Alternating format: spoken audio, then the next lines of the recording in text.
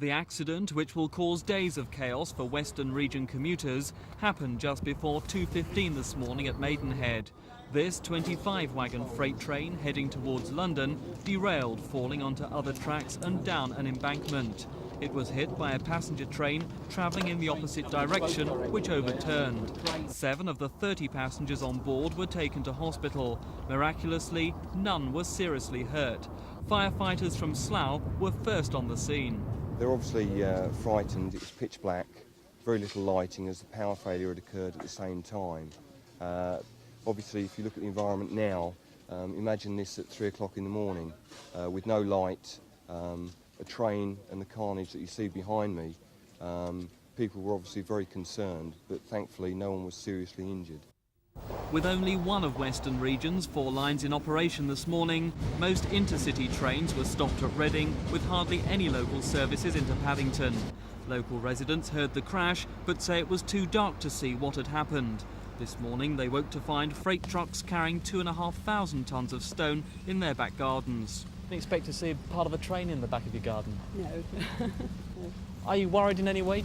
Well, it's a bit concerning that, in fact, it could have come down the embankment, but we have been assured that it won't. Yes, which is quite concerning. British Rail say they still don't know why the freight train derailed or what caused the crash. They've launched a full inquiry.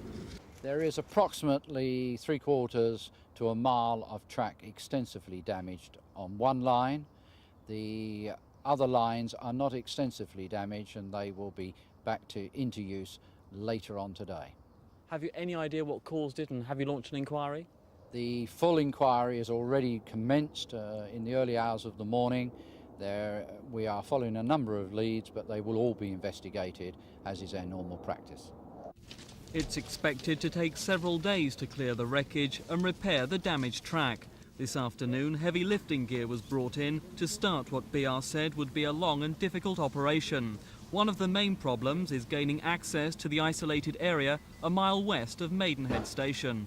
Work to clear the wreckage has been going on all day, but for Western Region's 60,000 daily commuters, the news couldn't be worse. There are only about 6 intercity services an hour into Paddington. For local commuters, there's a severely restricted service between Reading and Paddington. Things aren't expected to be back to normal until next Monday. This is Mike Pearce in Berkshire for Thames News.